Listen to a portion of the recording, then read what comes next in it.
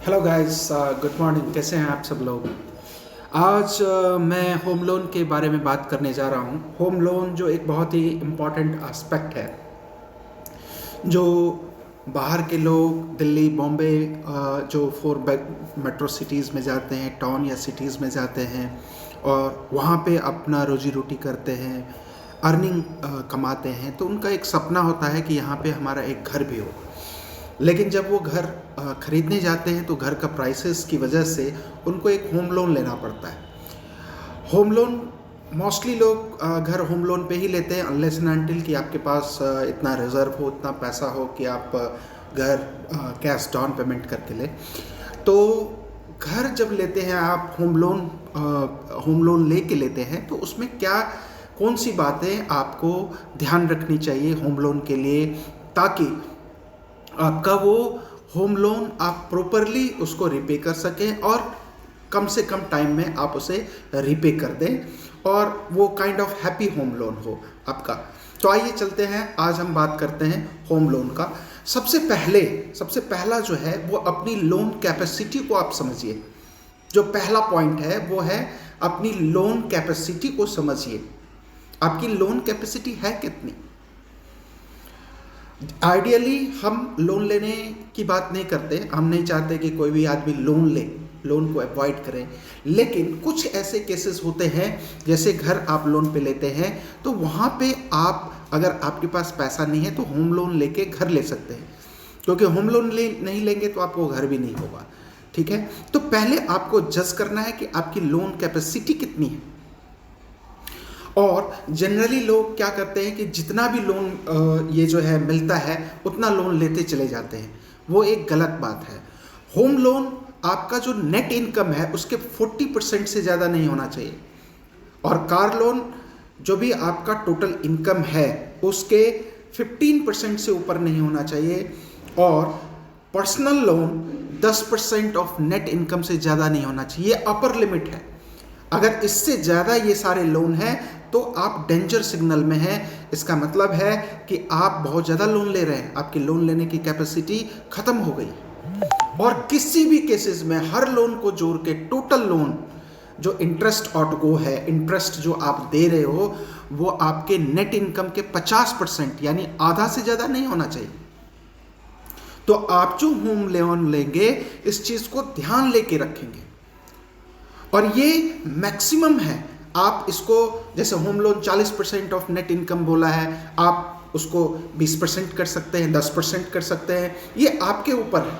ये मैक्सिमम है। इससे ऊपर अगर आप जा रहे हैं मीन्स आप बहुत ज़्यादा लोन ले रहे हैं।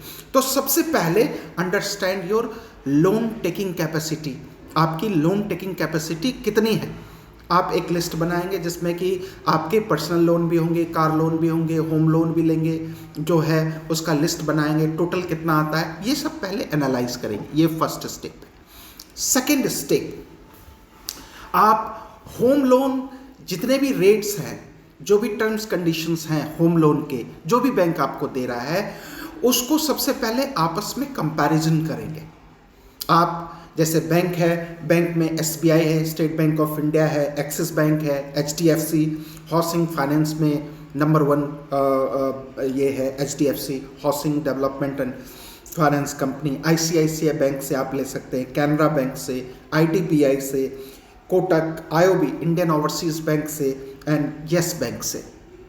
तो ये सारे बैंक्स हैं जिससे कि आप होम लोन ले सकते हैं। तो पहले तो आप सारे बैंक से मिलके उनसे लीजिए कि वो कितने इंटरेस्ट पे आपको दे रहे हैं होम लोन, कौन सा बैंक कितने पे दे रहा है आपको होम लोन, क्या दे रहा है, क्या टर्म्स कंडीशंस हैं उसके, उसको पूरी तरह से अच्छी तरह से समझें। तो ये तो बैंक हो गए, जो बैंक का नाम मैंने कहा, बैंक से आप वो सारा डिटेल लेंगे, इंफॉर्मेशन लेंगे।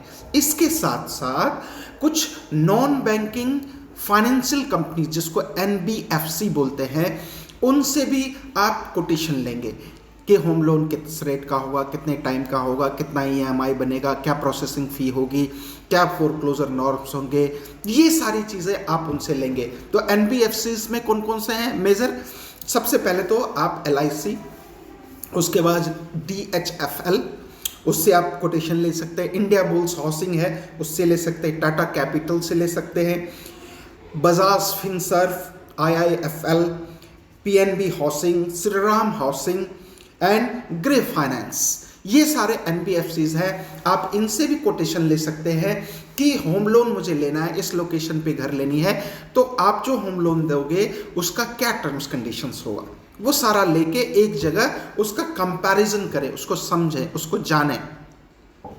देन थर्ड पॉइंट है, जब आप ये स्टेप कर चुके रहेंगे तब आपको होम लोन को समझना है, सारे टर्म्स कंडीशंस को समझना है, और जो आपने कंपैरिजन बनाया है सारे NBFCs का, बैंक का, होम लोन के टर्म्स कंडीशंस का, उसमें आप देखो कि मोस्ट बेनिफिशियल कौन सा है, बेस्ट डील आपको कहाँ से मिल रहा है, ICICI से मिल रहा है, एक्सिस बैंक से मिल रहा है, या किसी PSU बैंक से मिल रहा है, इंडियन ओवरसीज या स्टेट बैंक ऑफ इंडिया से, कहाँ से आपको बेस्ट डील मिल रहा है, ये देखें, और उस एक दो बेस्ट डील को आप और डीपली देखें, समझें, और सबसे पहले उसमें कुछ सवाल पूछे अपने आप से कि वो लोन क्या वो फिक्स रेट लोन है या फ्लोटिंग रेट लोन है। फिक्स रेट जहाँ की इंटरेस्ट रेट फिक्स होता है, फ्लोटिंग रेट जो कि 3 महीने, 6 महीने या 1 साल पे एनुअली वो चेंज होता है, बेस्ड ऑन RBI का जो गाइडलाइंस होता है उसके ऊपर वो चेंज होता रहता है। इसके भी कई स्ट्रेटजी है कि आपको कौन सा लोन लेना चाहिए। तो पहले तो आपको ये समझना चाहिए कि होम लोन आपका फिक्स रेट है या फ्लोटिंग रेट है, या आपका लोन जो है वो रिड्यूसिंग बैलेंस मेथड पे है कि आप जितना देते गए उतना आपका प्रिंसिपल अमाउंट कम होता चला गया। टेन्योर कितना है, कितने साल के लिए आप होम लोन ले रहे हैं, और यहाँ ध्यान रखना है कि जितना पीरियड आप कम करेंगे उतना जल्दी आपका रिपेमेंट होगा। तो कोशिश करना है कि आप कम से कम पीरियड के लिए होम लोन लें, अगर आपका फाइनेंशियल कंडीशन उसको अलाउ कर रहा है तो कम से कम पीरियड के लिए टेन्योर कम रखें। ऑफ कोर्स जब आप टेन्योर कम रखोगे आपका EMI जो मंथली जाता है, इक्विटेड मंथली इंस्टॉलमेंट जो आप हर मंथ पे करते हो, वो ज़्यादा होगा कम पीरियड के लिए, लेकिन आपका लोन जल्दी से जल्दी रिपे हो जाएगा, और आपका इंटरेस्ट का आउटगो जो होगा, इंटरेस्ट जो आप बैंक को दे रहे हो वो भी कम होगा। Longer the period higher will be the interest. जितना पीरियड के लिए, जितना लंबे पीरियड के लिए आप लोगे होम लोन, उतना ज़्यादा इंटरेस्ट देना पड़ेगा। जैसे होम लोन 5 साल के लिए लिया तो कम इंटरेस्ट देना पड़ेगा, 10 साल के लिए लिया तो ज़्यादा इंटरेस्ट देना पड़ेगा, 15 से फिर 20 साल तो और भी ज़्यादा इंटरेस्ट देना पड़ेगा।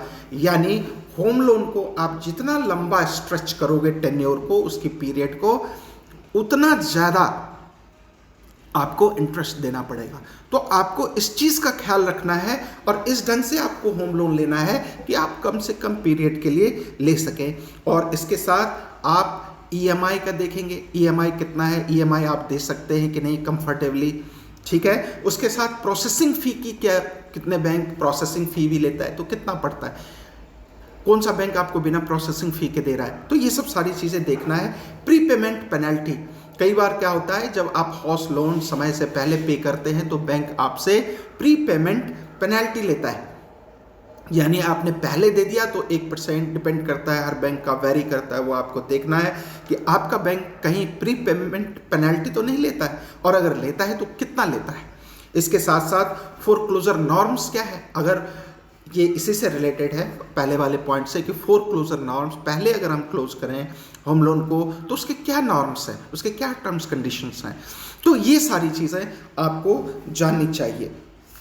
चौथा जो मोस्ट इंपॉर्टेंट होम लोन में पॉइंट है वो है insurance cover for home loan. बहुत ही इंपॉर्टेंट एस्पेक्ट है जब आपने बहुत बड़ा होम लोन लिया है और खुदा न खास्ते, भगवान न करे कि ऐसा कुछ हो जाता है, आपकी डेथ हो जाती है या आप कमाने के लायक नहीं रहते, एक्सीडेंट हो जाता है, कुछ ऐसा हो जाता है, तो जो बर्डन है होम लोन का, होम लोन चूँकि बहुत बहुत मोटा अमाउंट का होता है, 50 lakh, 60 lakh, 75 lakh, 20 lakh, 30 lakh, depending upon your situation और आपके लोकेशन और एसेट पे डिपेंड करता है।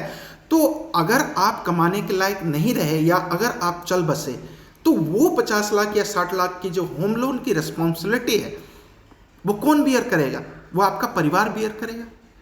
तो इसीलिए हर उस व्यक्ति को जो हैवी होम लोन ले रखा है उसको एक इंश्योरेंस कवर लेना चाहिए कि in case of untoward incident, if something happens to you, your family should be able to meet out your home loan liabilities and obligations. इसी के लिए इंश्योरेंस कवर आपको होम लोन के लिए लेना चाहिए। ये बहुत ही इंपॉर्टेंट एस्पेक्ट है, fourth point. And then fifth है, जब भी फिफ्थ पॉइंट है टाइमली एंड रेगुलर रिपेमेंट करें। टाइमली, टाइम से पहले करें, एंड रेगुलर रिपेमेंट करें। कोरोना के टाइम में बहुत सारे लोगों का रेगुलर नहीं हो पाया है, टाइमली नहीं हो पाया है। ये एक बहुत ही एबनॉर्मल हालात है जो कि किसी ने एक्सपेक्ट नहीं किया था, एक सरप्राइज है। और सबसे बड़ी चीज़ है, इस तरह का इवेंट अनप्रेसिडेंटेड है, इस तरह का इंसिडेंट, इस तरह का पैंडेमिक पूरे विश्व में फैला है। तो उस टाइम में timely and irregular, untimely and irregular हो गया है, विच इज़ ओके टेम्पररी। लेकिन जब भी आप होम लोन लेते हैं तो इतना इंश्योर करें कि आप जो भी पेमेंट है वो टाइमली एंड रेगुलर करें। इससे आपका सिविल रेटिंग, जो क्रेडिट स्कोर है, वो भी बेटर होगा और आपको किसी तरह का लीगल हैसल्स भी नहीं आएगा। This is fifth most important point. Sixth, आप हमेशा अपने क्रेडिट स्कोर, जो सिविल रेटिंग है, उसका ध्यान रखें, क्योंकि जब आपका क्रेडिट स्कोर अच्छा होता है तो बैंक एंड NBFCs आपके रिस्क को कम मानता है और आपको एक अच्छा इंटरेस्ट रेट देता है, यानी आपके लिए कम इंटरेस्ट रेट लगाएगा। तो सिविल रेट को इसलिए भी अच्छा रखना चाहिए क्योंकि आपको जो होम लोन मिलेगा वो कंपैरेटिवली कम रेट पे मिलेगा। तो सिविल स्कोर का हमेशा ध्यान रखना चाहिए, उसमें उसको और बेटर करते जाइए। कई ऐसे टिप्स हैं, आप जुड़े रहिए हमसे, हम आपको बताते रहेंगे। उसके बाद सेवेंथ जो इम्पॉर्टेंट पॉइंट है, वो आपको पता होगा, जब भी आप होम लोन लेते हैं तो एक डाउन पेमेंट करना होता है, एक अच्छा खासा सब्सटेंशियल अमाउंट डाउन पेमेंट करना होता है। आप कोशिश करें वो डाउन पेमेंट अपने सेविंग से करें, अपने पॉकेट से करें, अपनी तरफ से करें, ठीक है। तो उससे क्या होगा, आपकी जो इंटरेस्ट की लायबिलिटी होगी वो कम, एक तो आपने पहले ही डाउन पेमेंट कर दिया और इंटरेस्ट का वो कम होगा। तो हमेशा प्लान कीजिए आप कि डाउन पेमेंट आप सेविंग से करेंगे। और एट्थ इंपॉर्टेंट पॉइंट है, रिस्पॉन्ड क्विकली। अगर बैंक से कोई मेल आता है, कोई कम्युनिकेशन आती है, कोई करस्पॉन्डेंस आता है, तो उसको इग्नोर मत कीजिए। Kindly do not ignore those mails, respond it quickly. आपका जो भी चीज़ है, जैसे भी है, आप तुरंत बैंक ऑफिशियल से बात करके उसके मेल का जवाब देके रिस्पॉन्ड क्विकली, जल्दी से जल्दी आप उसे रिस्पॉन्ड करें। नाइन्थ पॉइंट जो एक इम्पॉर्टेंट पॉइंट है कि एक इमरजेंसी फंड बनाएं। अगर आप प्राइवेट सेक्टर में हैं या ऐसा ऑक्यूपेशन है आपका कि आपकी इनकम रेगुलर नहीं है, तो आपको ऐसा इमरजेंसी फंड बनाना चाहिए जो इमरजेंसी फंड सिर्फ और सिर्फ होम लोन के लिए हो। आपके घर के इमरजेंसी फंड अलग है, लेकिन होम लोन अगर कुछ ऐसा हो जाता है तो आप उस पोजीशन में भी 6 महीने तक अपने होम लोन का EMI भरने की स्थिति में रह सकें। इस तरह का बनाएं आप, उसको कहते हैं। ये 9th पॉइंट जो इंपॉर्टेंट पॉइंट है वो ये है कि emergency fund for home loan, अपने होम लोन के लिए इमरजेंसी फंड बनाइए, 6 महीने का बनाइए कि अगर सपोज 1-2 महीने के लिए नौकरी छूट जाती है, कुछ प्रॉब्लम हो जाता है, कोई हैवी एक्सपेंसेस आ जाता है, तो आपके होम लोन का EMI जाता रहेगा, वो डिसकंटिन्यू नहीं होगा। एंड 10th पॉइंट जो है वो टैक्स बेनिफिट है। ये एक अपने आप में एक बहुत बड़ा टॉपिक है और इसको मैं बहुत इन डेप्थ डिस्कस नहीं करूँगा यहाँ पे मैं बस बहुत ही शॉर्ट में आपको समझाऊँगा कि अगर आपकी घर सेल्फ ऑक्यूपाइड हाउस प्रॉपर्टी है, यानी अपने रहने के लिए, अपने रेजिडेंशियल पर्पस के लिए आपने यूज़ किया है, तो 2 घर तक आपको up to 2 lakh interest on self occupied house property आपको मिलेगा। तो आप जब भी कैलकुलेशन करें तो उसमें इस चीज़ का ख्याल रखें कि आपको 2 प्रॉपर्टी के लिए, पहले तो ये 1 प्रॉपर्टी था, अब ये 2 सेल्फ ऑक्यूपाइड हाउस प्रॉपर्टी के लिए आपको up to 2 lakh interest on self occupied house property का डिडक्शन मिल जाएगा। नेक्स्ट जो है वो आपको समराइज करना है, कुछ भी नहीं है इसके अंदर। 5 मिनट आप 5 मिनट ड्रिल जिसको कहता हूं मैं, 5 मिनट ड्रिल करना है आपको। वो क्या होता है? 5 मिनट ड्रिल का मतलब है कि आप बैठ के सबसे पहले आईने के सामने अपने आप को आप बताएंगे कि ये होम लोन क्या है, आपका होम लोन क्या है, ये कैसे है, इसमें कितना रेट है, फिक्स रेट का है, फ्लोटिंग रेट का है, क्या आप इस होम लोन को समझते हैं, किस लोकेशन पे घर ले रहे हैं। 5 मिनट अपने आप को एक्सप्लेन करेंगे, कन्विंस करेंगे, बताएंगे और अपने आप को जानेंगे कि क्या आप इस होम लोन के बारे में प्रॉपर्ली 100% जानते हैं या नहीं। This is called 5 minute drill. जब आप कोई बड़ा डिसीजन लेते हैं जिंदगी में तो उसके लिए 5 मिनट्स ड्रिल बहुत इंपॉर्टेंट होता है। सिर्फ होम लोन के लिए नहीं, ये 5 मिनट ड्रिल आप किसी और चीज, ये जो प्रोसेस है आप किसी और चीज के लिए भी कर सकते हैं। तो ये 5 मिनट का ड्रिल आपके लिए जरूरी होगा कि आईने के सामने खड़े होके आप उस होम लोन के बारे में सोचें कि क्या मैं होम लोन के बारे में पूरी तरह जानता हूं। Ask yourself and give the reply honestly to yourself. और अगर कहीं पे आपको डाउट है, कंफ्यूजन है, तो आप फर्दर होमवर्क करें उस चीज पे। रेट में अगर डाउट है, टेन्योर में डाउट है, कुछ डॉक्यूमेंटेशन में डाउट है, तो आप बैंक से पूछें, उनके साथ बैठ के काम करें, होमवर्क करें और उसके बाद जाके कहीं जब आप कन्विंस्ड हो, कन्फर्म हो, तभी जाके डिसीजन लें। तो this is all about home loan. हम आपको अगेन नेक्स्ट वीडियो में मिलेंगे। होप कि आप और आप अपने परिवार के साथ अच्छे होंगे और हम लोग टच में रहेंगे। Thank you very much. Thank you.